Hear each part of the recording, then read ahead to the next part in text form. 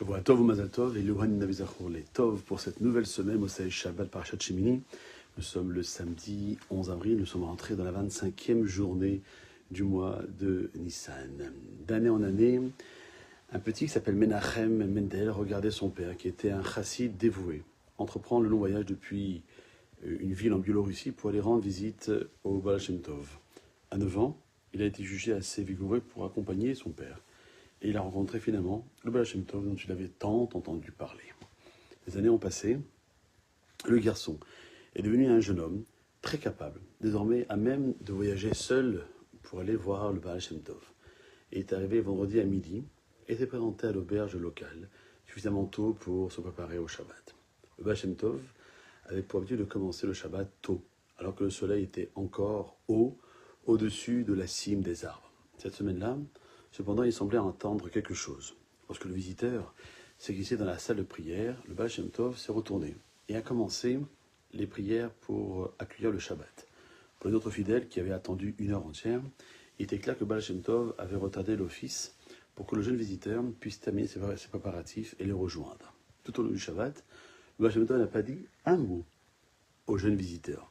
Mais à l'issue du Shabbat, cependant, il a invité deux de ses meilleurs élèves, Rabbi Dov Ber et Rabbi Yaakov Yosef, ainsi que ce jeune Menachem Mendel, à le rejoindre dans son bureau. Une fois, à la porte fermée, Baal Shem Tov a raconté une curieuse histoire. Il y a mêlé des détails, des références obscures, des métaphores profondes. Ses élèves ont compris que ce n'était pas là une histoire ordinaire. Elle concernait le jeune visiteur qui se tenait à leur côté. C'est l'histoire de sa vie, de sa naissance jusqu'au jour de sa mort. Avant de quitter la pièce, Baal Shem Tov a fait un signe à Rabbi Dov Ber de se rapprocher et lui a murmuré à l'oreille « Ce garçon n'est pas du tout ce qu'il semble être. Ne vous laissez pas berner par son aspect superficiel. Sa tenue élégante implique un souci de bien paraître. Mais sachez qu'à l'intérieur, il est véritablement humble. Son apparence sert à masquer la sainteté de sa personnalité et sa soumission absolue devant le maître du monde. » Une fois sortis, les trois hommes ont discuté de l'histoire. Rabbi Dov Ber dit qu'il avait tout compris. Rabbi Yaakov Yosef n'en comprenait que la moitié. Quant à Menachem Mendel, il n'en comprenait qu'une petite partie. Tout ce qui s'était passé jusqu'à Shabbat. Tout ce que laissait l'avenir présager restait un mystère pour lui. Avec le temps, ce jeune homme est devenu Rabbi Menachem Mendel de Vitebsk, une ville en Biélorussie. Et après le décès du Maguid de Mezerich, il a été considéré comme l'un des plus grands maîtres de la Chassidoute, ayant lui-même de nombreux élèves. Tragiquement, Rabbi Menachem Mendel a contracté une maladie grave, et son état s'est détérioré au point que son cas a été jugé sans espoir. Pâle, inconscient, il gisait dans son lit, entouré de ses élèves, ainsi que des membres de sa famille, qui étaient en larmes et qui tenaient le livre de prière et imploraient à Kadosh Baruch Hu du fond de leur cœur. Soudain, les yeux de Rabbi Menachem Mendel se sont ouverts et ont scruté les visages larmoyants qui ont fait immédiatement silence. Dit-il doucement, il n'y a rien à craindre. Je sais, selon l'histoire du Baal Shem Tov, que je dois aller en Eretz Israël. Il est donc clair que mon heure n'est pas encore venue. Et effectivement, il s'est remis et il a conduit un groupe d'élèves dévoués en Israël en 1777. Avant de se lancer dans ce voyage ardu, il s'est arrêté dans la ville natale de Rabbi Yaakov Yosef. Il a attendu à l'extérieur de sa maison, vêtu d'une tunique de soie légère, une pipe fumante pendant à ses lèvres, et contrairement à la coutume chassidique, il ne portait pas de ceinture. Cela n'est pas passé inaperçu auprès des chassidim qui ont essayé de le refouler, avertissant que Rabbi Yaakov Yosef n'appréciait pas ceux qui entraient sans la tenue appropriée. Rabbi Menachem Mendel ne leur a prêté aucune attention. Il a pénétré dans la maison et il est entré directement dans le bureau de Rabbi Yaakov Yosef.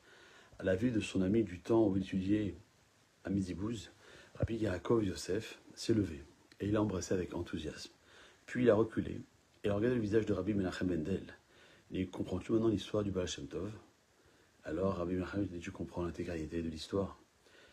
Alors Rabbi Yaakov Yosef dit, savais-tu que sur ton chemin vers Israël, tu devrais me rendre visite? Il dit, en effet, c'est pourquoi je suis ici. Alors, et à quel stade de l'histoire te trouves-tu actuellement? Cette question a suscité un petit soupir de Rabbi Menachem Mendel. Il dit, je sens que je sois à mi-chemin. Et ils ont parlé pendant un bon moment. Et quand il était temps de se séparer, Rabbi Yaakov Yosef a accompagné Rabbi Menachem Mendel jusqu'à son auberge. À son retour, les élèves de Rabbi Yaakov Yosef se sont approchés de lui, curieux d'en savoir plus sur ce mystérieux visiteur qui s'habillait de manière si opulente. C'est comme quand le roi décide d'enterrer son joyau le plus précieux et qu'il doit en premier lieu trouver l'endroit le plus inattendu pour cela. Où le cache-t-il finalement? Dans la poubelle, là où personne ne penserait jamais le chercher, a expliqué Rabbi Yaakov Yosef. C'est ainsi que s'est conduit Rabbi Menachem Mendel. L'humilité est un trait qui lui est cher, et il souhaite le préserver de son mauvais penchant. Il dissimule donc dans un comportement que le mauvais penchant ne soupçonnait jamais.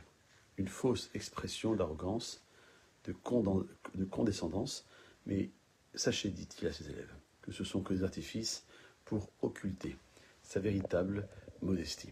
Voilà, chers amis, ce que encore parmi tant d'histoires du Baal Shem Tov nous invite à travailler vers, je pense, la qualité la plus difficile, mais la plus belle, qui s'appelle la modestie, alors que nous sortons de la fête de Pessah, qui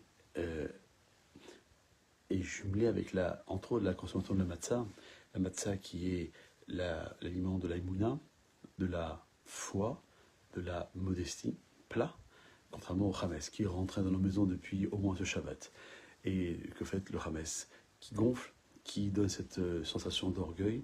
Eh bien, c'est un travail à faire. On doit vivre avec le Hames, mais faire en sorte de ne pas être tombé trop dans les bains de l'orgueil.